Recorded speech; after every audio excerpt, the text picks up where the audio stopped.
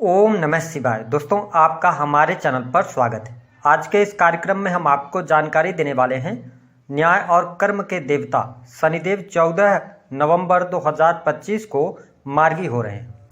तो शनिदेव के मार्गी होने का प्रभाव धनु राशि वालों पर किस प्रकार से पड़ने वाला है, शनिदेव आने वाले समय में आपके जीवन को किस प्रकार से प्रभावित करेंगे, शनि मार्गी होकर कौन सी महत्वपूर्ण घटनाओं को आपके जीवन में घटित करने वाले हैं, इस पर हम विस्तार से चर्चा करेंगे।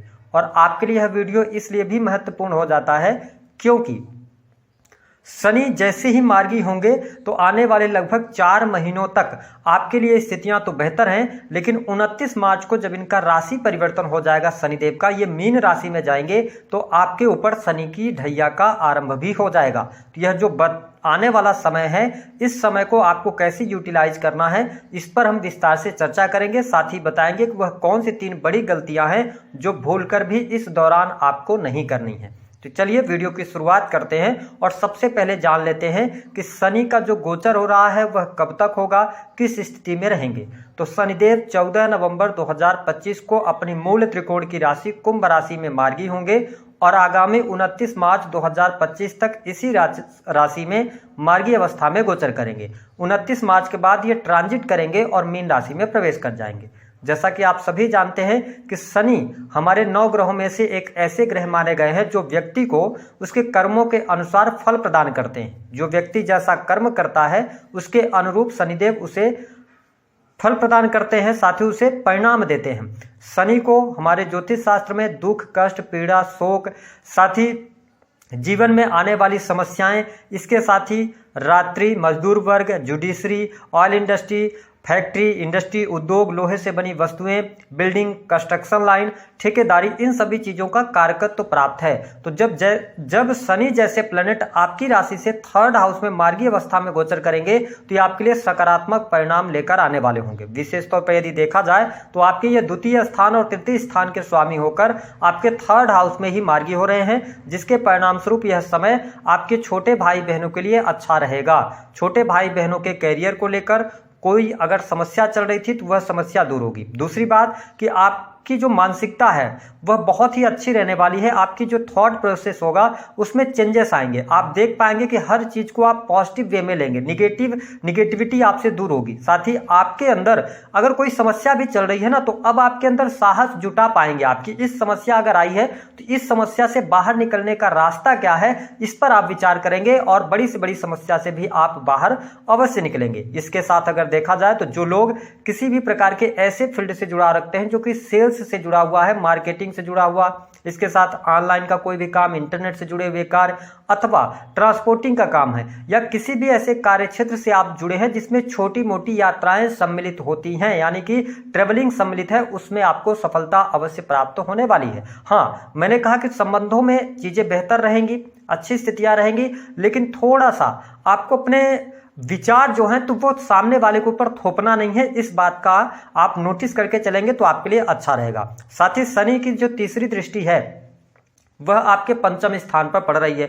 अब देखें कि यहां पर बहुत इंपॉर्टेंट चीज है जो आपको समझना है कि इस टाइम फ्रेम के दौरान धनु राशि वालों आपका बहुत ज्यादा जो ध्यान होगा ना, वह अपनी सुख समृद्धि को बढ़ाने की तरफ आप अग्रसर होंगे, या तो आप चलाचल संपत्ति प्राप्त करना चाहेंगे। तो देखिए, ये समय आपके लिए अच्छा है। अगर आपकी पॉकेट अलाउ कर रही है तो आप आगे बढ़ सकते हैं, लेकिन मैं आपके लिए यही कहूंगा कि 29 मार्च 2025 से आपकी ढैया शुरू हो रही है। तो जब 5वें स्थान को शनि तीसरी दृष्टि से देख रहे हैं तो ये आपको बता रहे हैं कि आपको जो डिसीजंस लेने हैं ना, बहुत सोच विचार करके लेने हैं। अपने डिसीजंस के प्रति आपको लापरवाही नहीं बरतनी है। अगर आप कोई मकान ले रहे हैं, चलाचल संपत्ति ले रहे हैं, तो बहुत बड़ा लोन लेकर, कर्जा लेकर, हड़बड़ाहट में, जल्दबाजी में ऐसे कार्य नहीं करना है, क्योंकि भले ही शनि की ढैया क्यों ना आरंभ हो, लेकिन आपके लिए शनिदेव जब 4th स्थान से गोचर करेंगे तो ये भूमि, भवन, वाहन से संबंधित लाभ अवश्य आपको देंगे। तो कहने का मतलब यह है कि अगर बहुत ज्यादा जरूरी ना हो तो आप जल्दबाजी में काम ना करें, जल्दबाजी में कोई भी निर्णय न लें, चाहे वो आपके करियर से जुड़ा हुआ हो, चाहे वह चलाचल संपत्ति से जुड़ा हो,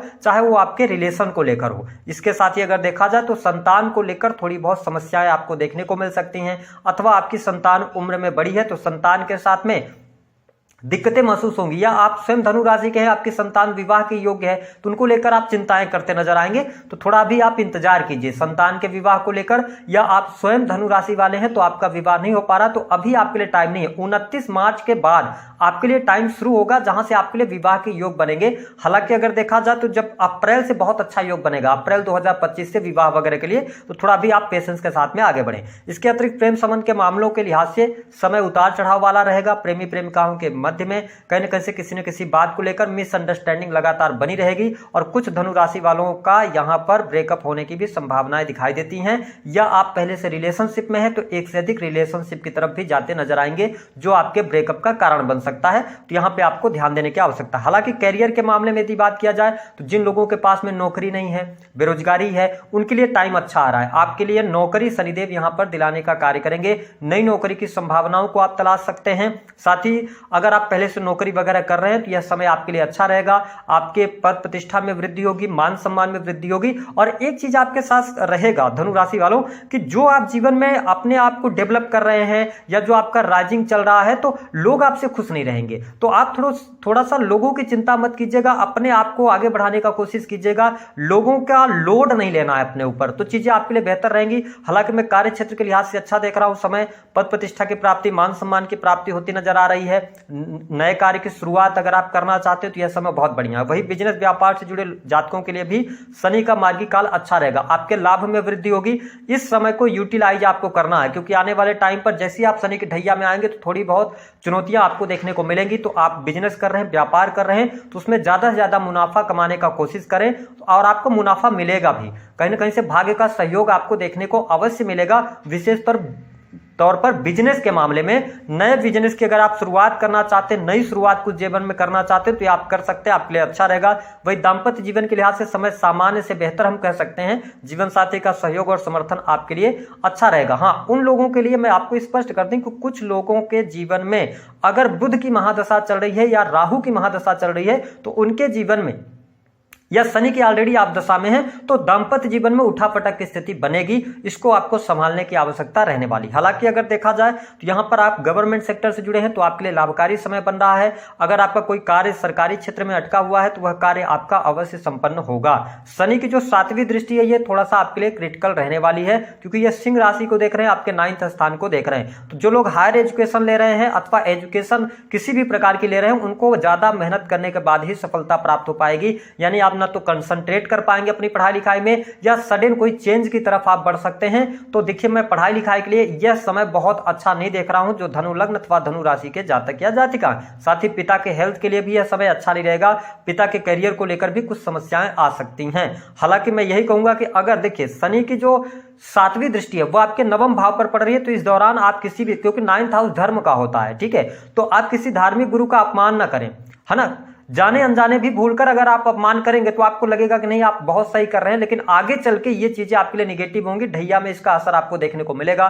तो आपसे निवेदन है कि ज्यादा से ज्यादा धार्मिक इस दौरान बने रहें, अपने कार्य क्षेत्र पर ध्यान दें, किसी थर्ड पर्सन की बातों में आकर उसमें इन्वॉल्व ना हो, दूसरों की जिम्मेदारियां ना लें, ठीक है। जो आपके मित्रगण है उनसे थोड़ी दूरी बना के रखेंगे तो ज्यादा बेहतर राइज कर पाएंगे आप अपने जीवन के अंदर। हालांकि जो लोग विदेश में रह रहे हैं उनके लिए अच्छी स्थिति बन रही है, विदेशी भूमि से लाभ होगा। विदेश जाने के लिए अगर आप ट्राई कर रहे हैं तो आपके लिए समय अच्छा रहेगा। साथ ही आपके लिए लाभ की स्थितियां भी बनेंगी, धन की स्थिति में सुधार आपके लिए होता हुआ नजर आएगा।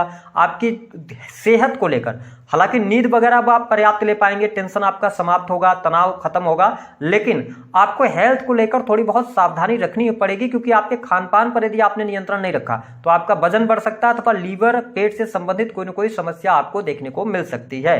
अब हम बात कर लेते हैं उन 3 बड़ी गलतियों के विषय में। पहली बात तो धनु राशि वालों, देखिए आप बहुत ही नॉलेजेबल पर्सन होते हैं, हर फील्ड की आपके पास में नॉलेज होती है, लेकिन यहां पर हो सकता है कि आप यंग एज में हो तो आपको सडन आकस्मिक तौर पे अचानक से कोई बड़ी ग्रोथ अथवा बड़ी सफलता हाथ लग सकती है। तो आपको ईगो में नहीं आना है। अगर आप अहंकार लेकर आते हैं तो सैटर्न 3rd हाउस से गोचर कर रहे हैं, ये जैसी ढैया में आएंगे आपको प्रॉब्लम देंगे।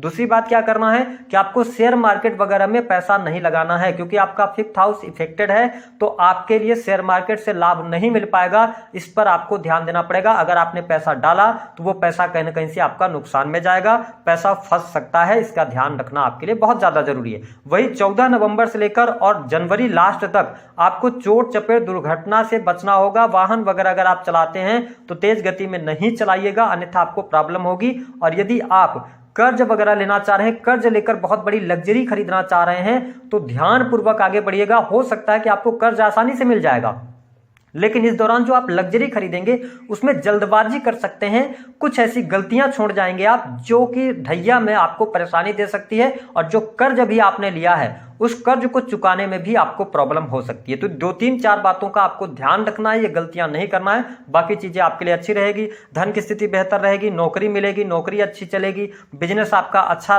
रहेगा।